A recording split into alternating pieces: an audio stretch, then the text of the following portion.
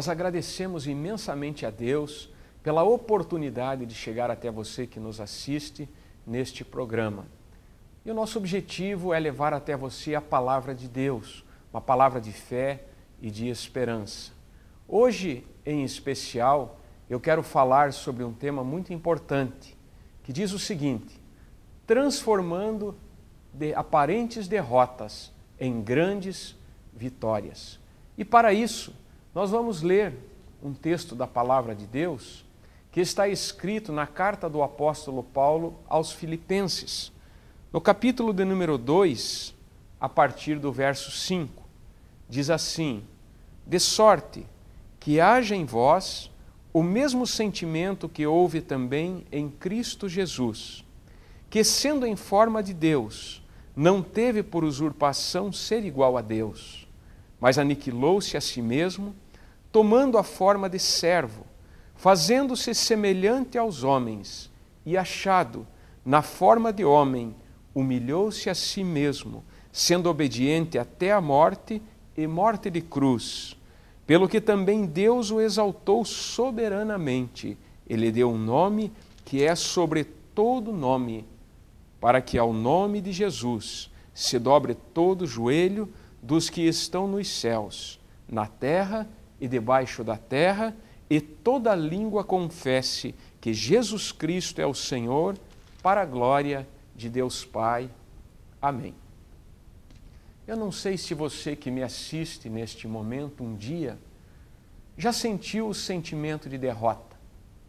De repente você fez planos na tua vida, planos maravilhosos de grandes conquistas em qualquer área da sua vida, e de repente esses planos não se concretizaram.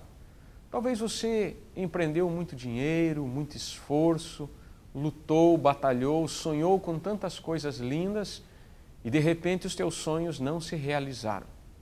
Um certo dia eu estava assistindo a um jogo de tênis, jogadores profissionais, um jogador brasileiro, o outro um espanhol. Esse jogo estava acontecendo aqui no Brasil e toda a torcida, é claro, estava torcendo por aquele jogador brasileiro.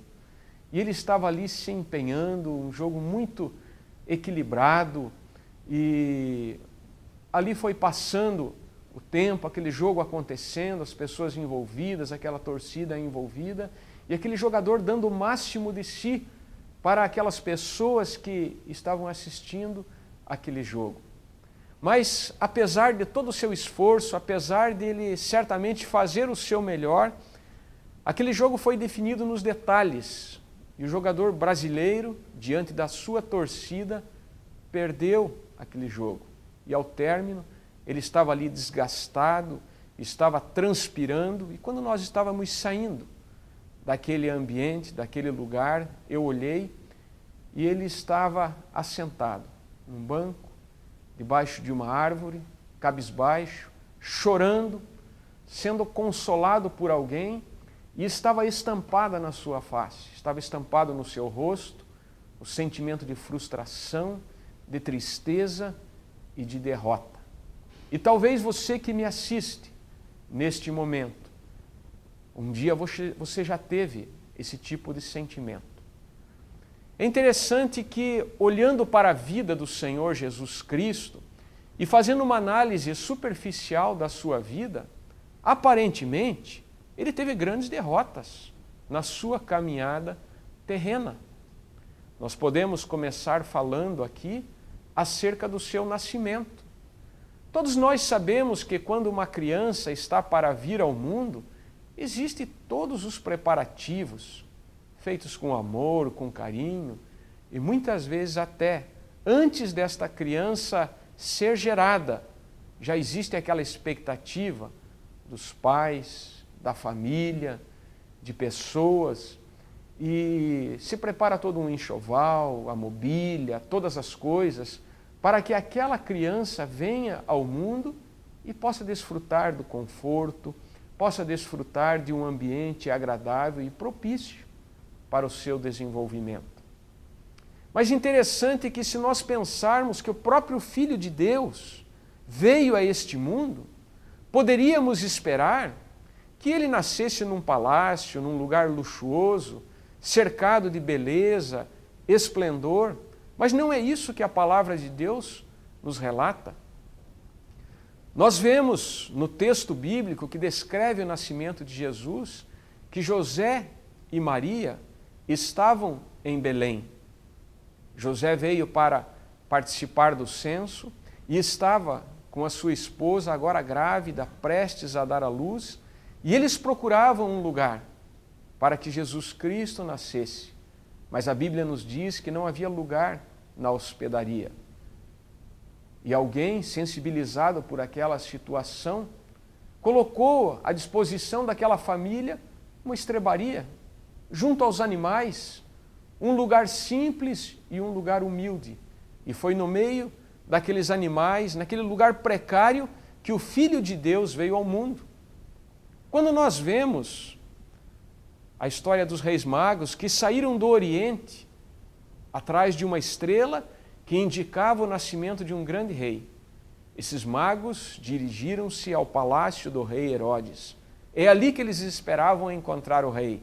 É ali que eles esperavam encontrar o Filho de Deus. Mas não foi isso que aconteceu. Bateram ali no palácio e o rei não havia nascido ali. Mas Jesus Cristo nasceu num lugar humilde, nasceu numa manjedoura. Se nós prosseguirmos analisando a história de Jesus, a sua infância foi passada numa cidade chamada Nazaré, fechada entre montanhas, montes rochosos, estéreis, numa cidade de pouco destaque.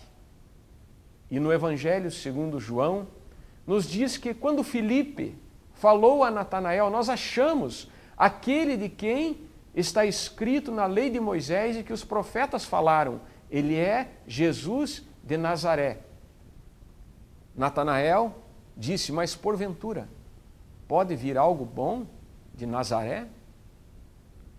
Prosseguindo ainda no relato bíblico, nós vemos até que a família escolhida por Deus para que o seu filho viesse ao mundo não era uma família proeminente na sociedade. José era um carpinteiro, um homem certamente de mãos calejadas, um homem talhado para o trabalho, não era um médico, não era um político, não era um governante, mas um homem rude, um homem simples.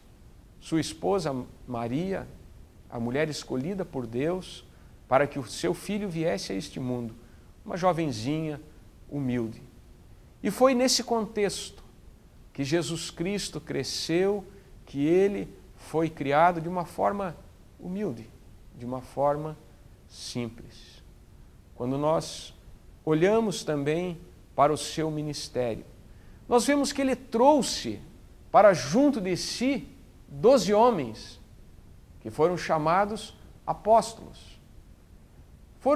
Foi exatamente nestes homens que Jesus investiu o seu tempo precioso do seu ministério. Foi esses homens que contemplaram na intimidade os milagres que Jesus Cristo realizou. Foram estes homens que ouviram os seus ensinamentos mais profundos, que compartilharam a sua caminhada terrena, que andaram com ele sobre a face desta terra. Homens que certamente ele esperava compreensão, fidelidade, amor, carinho, homens com quem ele dividiu a sua vida aqui na terra. Mas é interessante porque no momento em que mais ele precisou dos seus amigos, um deles, Judas Iscariotes, o traiu com um beijo e o vendeu por 30 moedas de prata. É interessante que o apóstolo Pedro, aquele amigo mais íntimo, o negou diante de pessoas simples. Não teve a coragem de admitir que era um amigo de Jesus, quando agora ele estava preso e estava sendo julgado. Na hora da sua crucificação, os seus amigos o abandonaram. Apenas um, apenas João, o discípulo amado, estava com as mulheres aos pés da cruz, no momento em que Jesus Cristo mais necessitava do consolo, da presença dos seus amigos. E o que nós poderíamos dizer acerca das multidões? Multidões aos quais Jesus Cristo alimentou, multiplicando os pães e os peixes. Multidões que contemplaram milagres extraordinários, intervenções divinas na natureza, cegos de nascença sendo curados. Multidões que contemplaram coisas extraordinárias. Multidões que, quando Jesus Cristo entrou em Jerusalém montado num jumento, o aclamaram como rei e diziam: Hosana, bendito o rei que vem em nome do Senhor. Essas mesmas multidões estavam agora pedindo a sua crucificação. E o que dizer da morte de Jesus? Crucificado entre dois malfeitores, despido, humilhado, padecendo ali, tendo o seu corpo dilacerado, o seu sangue sendo derramado, e as multidões zombando e escarnecendo dele. É interessante que o próprio túmulo no qual o seu corpo foi sepultado não pertencia a ele ou a sua família, mas era um sepulcro emprestado por alguém. Se nós parássemos esse relato agora e encerrássemos a história de Jesus, nós poderíamos dizer que a sua vida foi uma vida de derrotas. Nós poderíamos dizer que a sua vida foi uma vida de fracassos, que ele fracassou na sua missão, que ele não teve êxito na sua empreitada terrena. E o relato bíblico nos diz que, sendo em forma de Deus, ele não teve por usurpação ser igual a Deus, mas aniquilou-se a si mesmo, tomando a forma de servo, fazendo-se semelhante aos homens. Sendo Deus, sendo filho de Deus, ele fez-se semelhante aos homens. Não usou dos seus atributos divinos para obter o favor das pessoas. E, achado na forma de homem, humilhou-se a si mesmo, sendo obediente até a morte e morte de cruz. Aparentemente, olhando para esses relatos, a sua vida e a sua história seria uma história de fracasso e uma história de derrota. E se o texto bíblico parasse aqui até onde nós lemos, esta seria a história de Jesus. Mas o texto continua e nos diz que Deus o exaltou soberanamente e lhe deu um nome que é sobre todo o nome. Meu amigo querido, minha amiga querida, você que me assiste neste momento, nós sabemos que a história conheceu homens de uma sabedoria extraordinária. Fizeram grandes invenções que tanto ajudam no nosso dia a dia e na nossa vida. Nós conhecemos pessoas na história que foram conhecidas pela sua capacidade, pela sua força física, pelas suas realizações. Mas eu quero te dizer que nenhum ser humano, por mais capaz que seja, conseguiu vencer o grande inimigo que nós temos, chamado morte. Um dia teremos que nos defrontar com esse inimigo. Um dia teremos que chegar diante dele, ele chegará diante de nós. Mas eu quero dizer a você neste momento que Jesus Cristo, este homem de dores apresentado no Evangelho, aquele que, sendo Deus, humilhou-se e tomou a forma de servo, ele venceu a morte. Está escrito que ao terceiro dia após a sua morte, ele ressuscitou de entre os mortos. Ele veio ao mundo como o unigênito Filho de Deus, mas ele subiu aos céus como o primogênito Filho de Deus, o primeiro dentre muitos filhos queridos. Então ele, através do seu sacrifício, através da sua vida, ele abriu-nos um novo e vivo caminho. Jesus Cristo venceu aquele inimigo que a humanidade até hoje não conseguiu vencer. A medicina, com todos os seus esforços e com todos os seus recursos, que tem sido uma dádiva de Deus para nós, ainda não encontrou a solução para este problema. E diz também o relato bíblico que Deus o exaltou soberanamente e lhe deu um nome que é sobre todo nome. Nós sabemos que como é maravilhoso ter um nome honrado. E o nosso nome fala de quem nós somos. E lemos aqui que Deus deu a Jesus Cristo um nome que é sobre todo nome. O seu nome fala de vitória. O seu nome fala de poder. O seu nome fala das suas conquistas. E diz ainda a palavra de Deus que ao nome de Jesus se dobra todo joelho que está nos céus, na terra, debaixo da terra, e toda língua confessa que Jesus Cristo é o Senhor, para a glória de Deus Pai. Jesus Cristo não foi um derrotado. Jesus Cristo venceu a morte. Jesus Cristo quebrou a força das trevas. Ele destruiu os argumentos das trevas que existiam contra nós. Ele ressuscitou. Ele passou algum tempo ainda aqui sobre a terra e ele subiu aos céus. E nos céus ele foi recebido como o Cordeiro de Deus, como o leão da tribo de Judá. Ele foi recebido em glória, em poder e majestade. E hoje ele está assentado num trono de poder à direita de Deus Pai. Então eu digo a você que Jesus Cristo não foi um derrotado. Que Jesus Cristo não sucumbiu diante das dificuldades, mas esta aparente história de fracassos, na verdade, foi transformada numa grande história de vitórias. Jesus Cristo venceu, Jesus Cristo triunfou e a sua vitória foi uma vitória plena e extraordinária. A sua vida marcou a história. A história da humanidade nunca mais foi a mesma após a vinda de Jesus Cristo a este mundo. E nós conhecemos a história antes e depois de Jesus Cristo. E a você que me assiste neste momento, talvez você esteja vivendo uma história de derrotas na tua vida. Talvez você esteja vivendo uma história de fracassos. Talvez você olhe hoje para a tua vida financeira e você não tem sucesso. Talvez você esteja vivendo um momento de limitações, um momento de humilhações, de vergonha. Quem sabe um dia você fez planos maravilhosos, você fez planos extraordinários. Quem sabe um dia você sonhou com coisas lindas, em desfrutar de uma vida plena, de sonhos realizados, de conquistas, de realizações, mas quando hoje você olha para a tua realidade, está muito diferente daquilo que você planejou e sonhou. Um dia, talvez, a tua família já se orgulhou de você por tudo aquilo que você construiu. Já teve coisas lindas, já viveu de uma forma plena e muitas pessoas se acercavam de você. Mas hoje, talvez até os teus amigos mais íntimos te abandonaram. Talvez até aquelas pessoas em quem você confiou, hoje não olham mais para você e te desprezam. E você sente o gosto amargo da derrota na tua vida. Quem sabe hoje você olha para a tua vida familiar e um dia você já sonhou também em ser uma pessoa realizada em família, em ter uma esposa, um esposo, filhos, viver em família, mas hoje também você sente o gosto da solidão.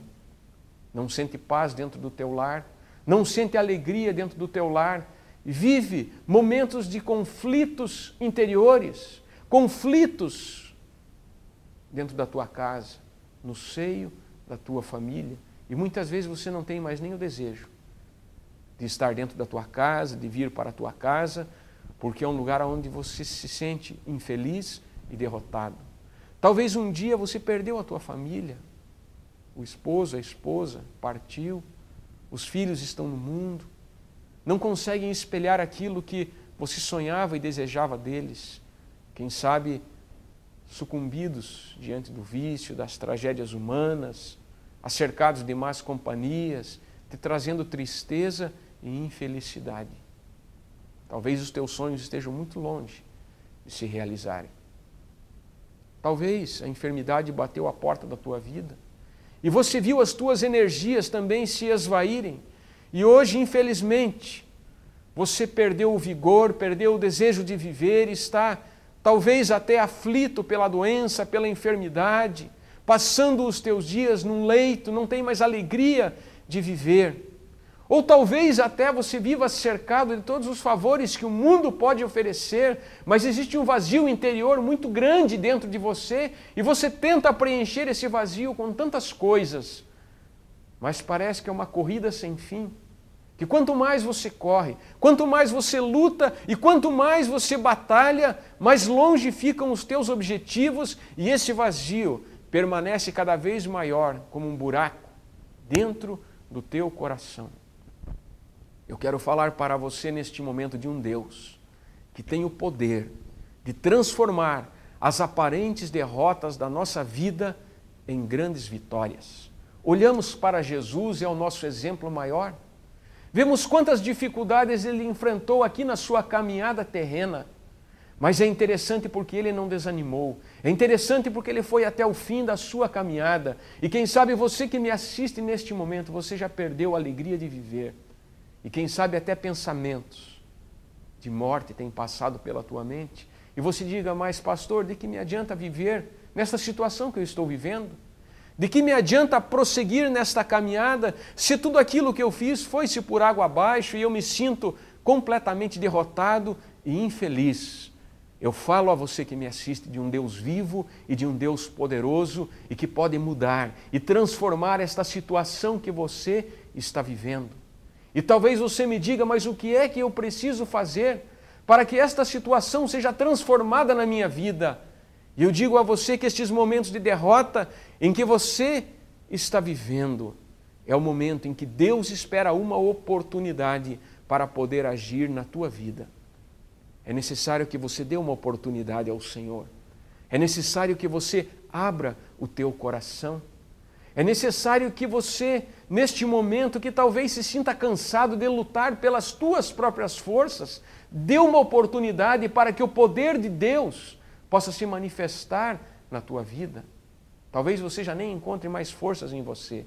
É exatamente nesta hora que o poder deste Deus se manifesta na nossa vida, para abrir os nossos olhos espirituais e nos mostrar um novo horizonte e mostrar que é possível reverter esse quadro de derrota nas nossas vidas. O Deus que nós conhecemos, o Deus da Bíblia, o Deus Criador dos céus e da terra, Ele ainda não desistiu de você. Ele ainda espera uma oportunidade de agir na tua vida. Mas é necessário que você se renda a Ele. Talvez você diga, pastor, eu tenho a minha religião. Mas não é de religião que eu estou falando. Eu estou falando de um Deus que pode mudar a história da tua vida. É necessário que você se entregue a Ele. É necessário que você abra o teu coração e permita que Ele venha acender a chama da esperança, a chama da fé, novamente no teu coração. Ele deseja se achegar a você. E eu creio que através do seu Espírito Santo, Ele está falando a você neste momento. Talvez nem você saiba porque você ligou o teu aparelho de televisão ou esteja com o teu computador aberto neste momento, assistindo este programa. Talvez você estava com o teu controle remoto nas mãos, procurando algo para assistir, e esta palavra começou a tocar e alcançar o teu coração. Saiba que é o agir de Deus na tua vida, é a presença de Deus junto de você e é a oportunidade que Deus estava esperando para mudar a história da tua vida. Neste momento, eu quero orar por você que me assiste. Neste momento, eu quero liberar sobre a tua vida uma palavra de vitória. Eu quero liberar sobre a tua vida uma palavra profética e dizer a você que Deus pode mudar esta situação que você está vivendo. Não importa qual seja ela, não importa a derrota que você esteja sentindo, não importa o fracasso que você esteja vivendo, não importa quais sejam os teus sentimentos ou a tua situação neste momento, mas o que importa é que Deus encontre em você um coração aberto e disposto para dar a Ele uma oportunidade, através do qual Ele venha a pintar um novo quadro na tua vida, um novo quadro na tua existência. É desse Deus poderoso, é desse Deus vivo que eu estou falando a você neste momento. E aonde você estiver agora, abra o teu coração. Aonde você estiver agora, dê esta oportunidade para que Deus mude a história da tua vida. Eu quero orar por você agora e de todo o meu coração e com todas as minhas forças, eu quero ser um instrumento do Senhor agora para que Deus possa tocar o teu coração. Senhor, meu Deus e meu Pai celestial, Eu quero te agradecer pela tua santa e bendita palavra, que tem falado aos nossos corações neste momento. Eu quero agradecer ao Senhor pela vida do teu Filho amado que veio a este mundo. E aqui ele viveu momentos difíceis, assim como nós vivemos também. Aqui ele foi humilhado, aqui ele foi rejeitado, aqui ele passou momentos de privação e de dificuldade, porém ele não desistiu da sua caminhada. E nós lemos na tua palavra que o Senhor o exaltou, que o Senhor o deu um nome que é sobre todo nome, e que quando todas as pessoas achavam que a história de Jesus Cristo havia terminado em derrota, o Senhor o levantou de uma forma extraordinária e ele venceu os aguilhões da morte, ele venceu os aguilhões das trevas e ele tornou-se um campeão, um vencedor, ele venceu os seus inimigos e ele triunfou de uma forma extraordinária. Meu Deus e meu Pai, eu quero apresentar ao Senhor este homem, esta mulher, este jovem, este adolescente, aquele que nos assiste neste momento, este empresário, esta mulher que cuida da sua casa com tanto carinho, com tanto amor, esta pessoa que está sintonizada e ligada conosco neste momento. E eu peço que o teu poder sobrenatural venha se manifestar na vida desta pessoa para arrancá-la dessa situação de derrota e de fracasso que ela está vivendo e que ela possa começar a sentir agora uma mudança no seu interior, que a fé, que quem sabe estava adormecida no seu coração, possa ressurgir agora neste momento e o Senhor possa descortinar um novo quadro na sua vida, um quadro agora de vitória, um quadro de bênçãos. Tira, Senhor, esse sentimento de fracasso, tira, Senhor, esse sentimento de morte e de derrota e acende agora a chama da fé neste coração.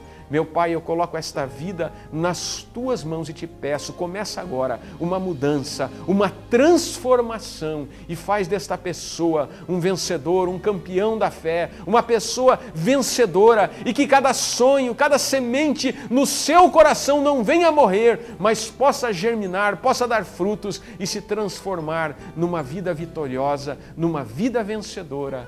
Este é o meu desejo, em nome de Jesus Cristo. Amém, Jesus. Que Deus abençoe a tua vida. Que Deus esteja com você nesta caminhada. Eu quero te dizer que hoje você deu o primeiro passo para uma grande mudança na tua vida. Esse Deus que nós servimos é o Deus que transforma as aparentes derrotas em grandes sucessos, em grandes vitórias na nossa vida. E nós estamos com o nosso coração aberto para te ajudar nesta caminhada. Temos a Quarta Igreja do Evangelho Quadrangular, que é uma porta aberta para você. Queremos te ajudar, orar com você, meditar na Palavra de Deus, compartilhar esta palavra com você.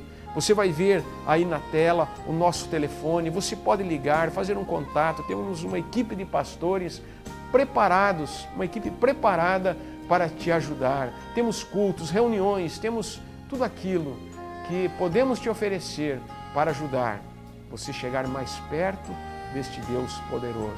Entre em contato conosco. Vai ser um grande prazer estar com você nesta caminhada e ver as vitórias de Deus na tua vida. Que Deus te abençoe e até o próximo programa, se Deus assim nos permitir. Seu sangue, sua cruz me levam de volta pra Deus. Sua morte, sua vida.